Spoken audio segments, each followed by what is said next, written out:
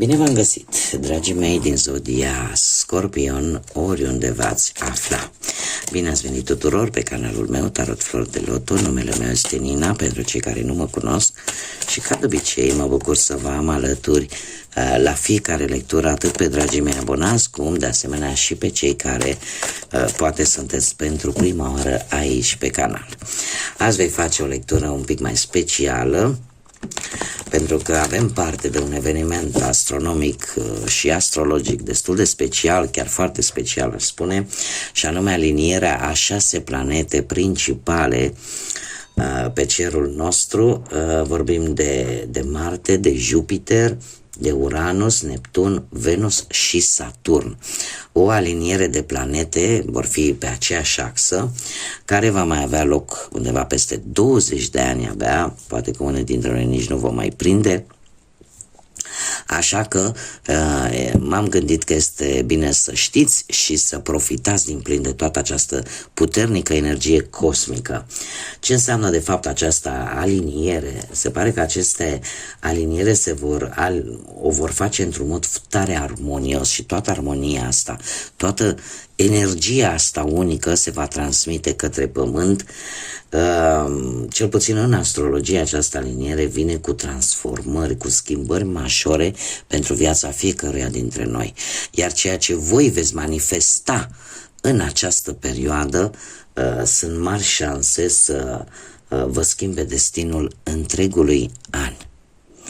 Așa că, dragilor, știu că sunteți cea mai mistică zodie și profitați din plin de toate aceste lucruri. Cereți Universului, Divinității, ceea ce voi vă doriți.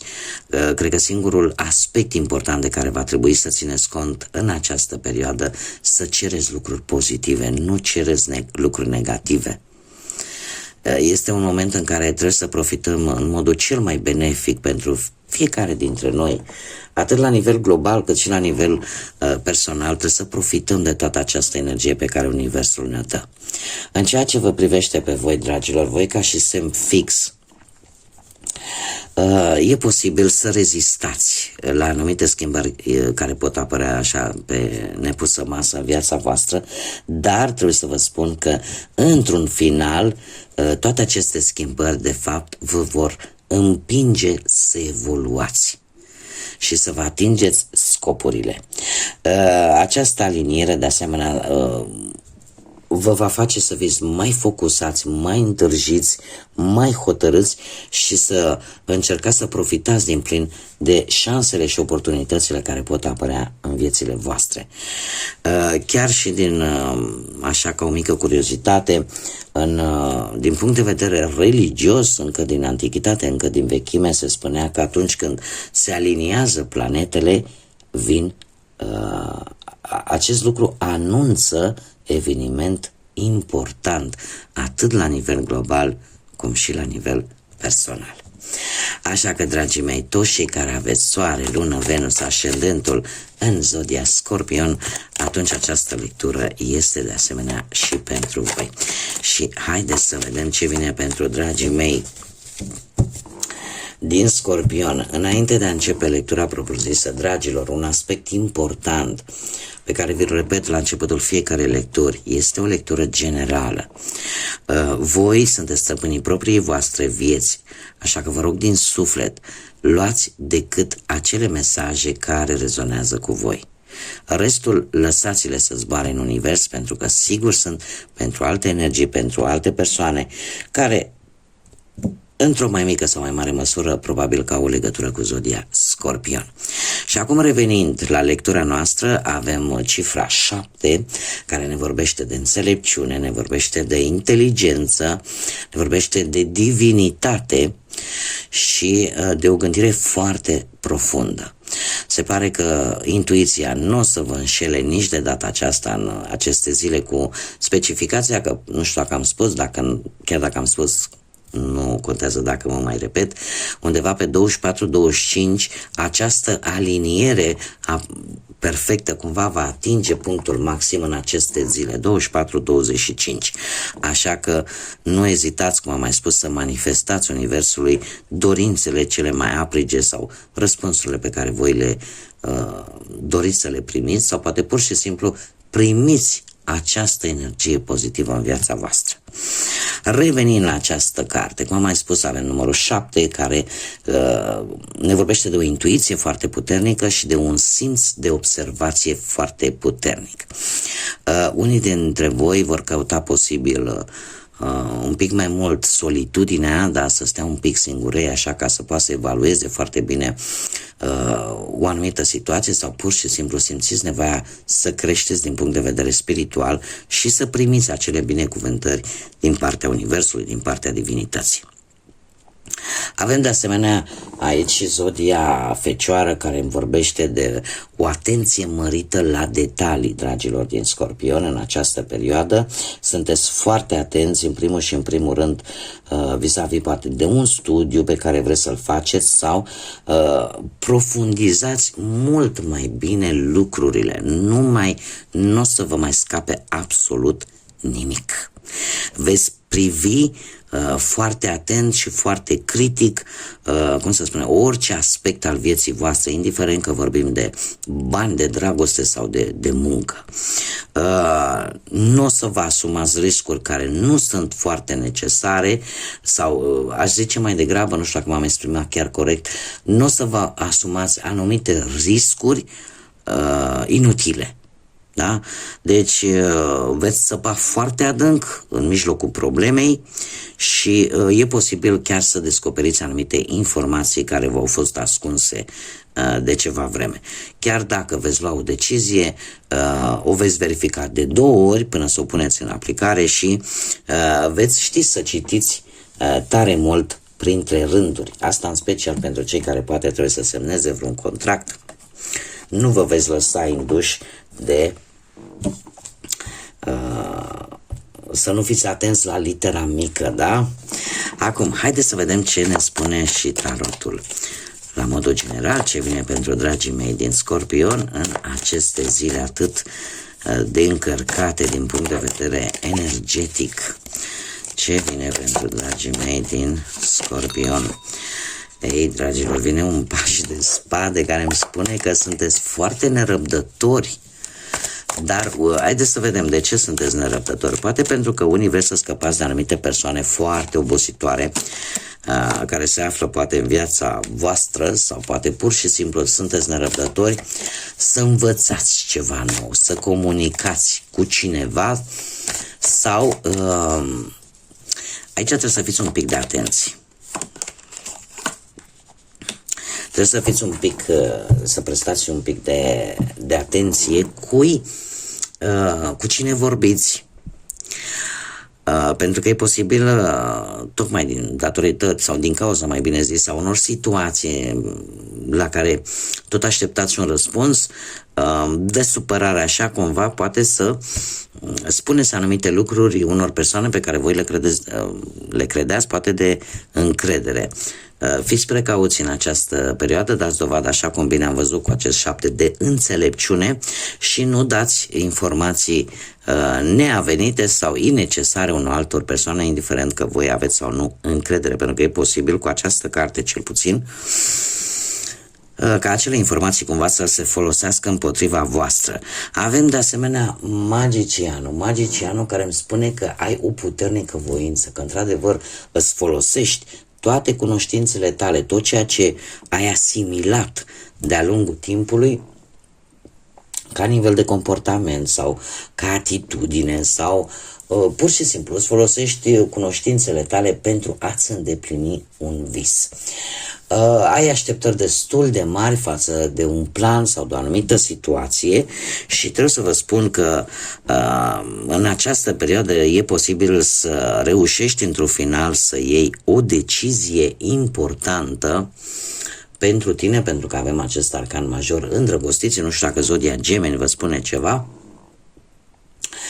dar îndrăgostiți îmi spune că o decizie importantă, posibil între 2 persoane sau 2 situații, pe care tu o vei lua influențat de inimă și nu de rațiune. Unii dintre voi e posibil chiar să faceți un compromis destul de important și ce este cel mai important, așa cum v-am spus încă de la început, este, ca să zic așa, marea voastră problemă: nu vă plac schimbările bruște.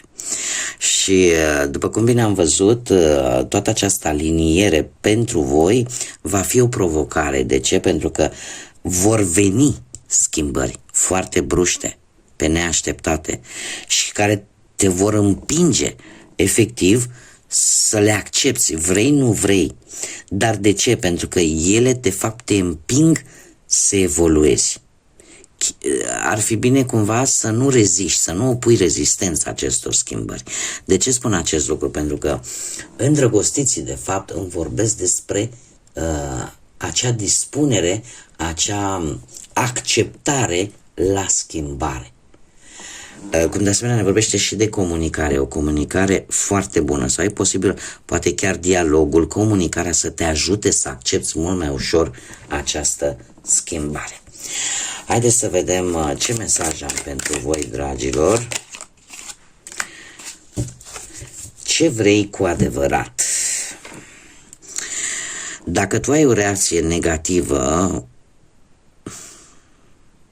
la succesul sau bucuria celorlalți, este un semn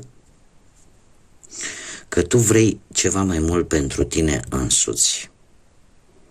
Nu te reține și ieși din zona ta de confort. Este de fapt cam același îndemn pe care l-am văzut și aici. Ce înseamnă asta? Să ieși din zona ta de confort. Pe decât să-ți plângi de milă și decât să-ți spui: păi ia uite ce bine merge la, eu mă chinui, eu fac. Dar cât m-am zbătut eu ca să obțin? Ia uite, domne, ce ușor. Trebuie să vă spun... trebuie să vă spun un lucru important, dragii mei. Voi, mai ales cei din Scorpion. Pentru voi știu că viața nu este ușoară. Și în special aici, nu vreau să fiu misogină, dar în special doamnele. Doamnele din Scorpion au, în general, o viață în care lupta continuă, toate acele situații în care ești jos și trebuie să te ridici, iar ești jos și trebuie să te ridici, își pun un pic mai mult accentul pe partea feminină a zodiei. De ce spun acest lucru? Pentru că Scorpionul, ca și zodie, este o zodie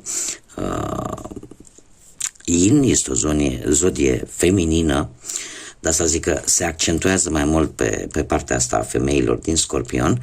Și de multe ori eu știu că vă macină un gând când spuneți: eu nu înțeleg, eu mă zbat, eu muncesc, nu mi-a dat nimeni nimic degeaba. Am muncit pentru fiecare lucru de mi-au ieșit capacele. Și cu toate asta, uite ce repede Cutărică reușește să facă cu tare lucru, uite ce repede, neapărat că aveți invidie, pur și simplu parcă nu găsiți o explicație.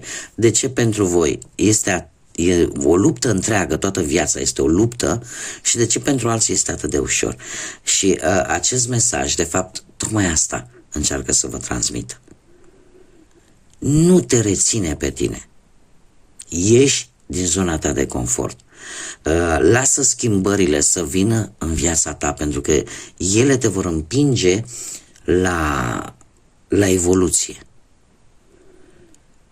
Da, adică după tot zbuciumul ăsta, în sfârșit, cumva iese soare și pe strada ta. Nu trebuie să dezamăgești și nu trebuie să, cum să zic eu, decât să-ți plângi de milă, nu prea este cazul, dar decât să, nu știu, să te uiți la succesul altora când tu poți, că ai cu ce să atingi și tu succesul ăla.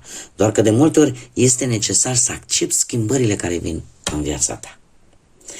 Bun, dragii mei, aceasta a fost lectura pentru voi. Eu vă mulțumesc din suflet, ca de obicei, pentru prezență. Vă invit cu mare drag pe toți cei care poate v-a plăcut sau ați rezonat cu această lectură să vă abonați. Este gratuit. Cum de asemenea trebuie să mulțumesc tuturor celor care, în special prin like-urile voastre, vă aduceți aportul în dezvoltarea acestui proiect numit Tarot Flori de Loto, în traducere Tarot Floare de Lotus.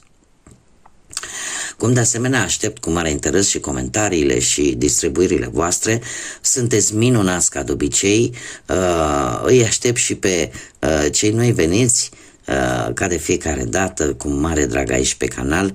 Până data viitoare, când ne vom reîntâlni, nu uitați, manifestați Universului ce vă doriți, gândiți pozitiv, cereți energie pozitivă, nu gândiți negativ în aceste zile, pentru că e păcat să irosiți această energie puternică pe care Universul ne-o trimite pe lucruri care chiar nu merită.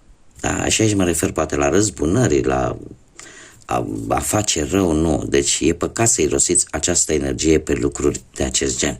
Așa că până data viitoare, când ne vom reîntâlni la o nouă lectură, numai bine vă doresc multă energie pozitivă, multă lumină în suflete și în gânduri și, desigur, să fiți iubiți, dragilor.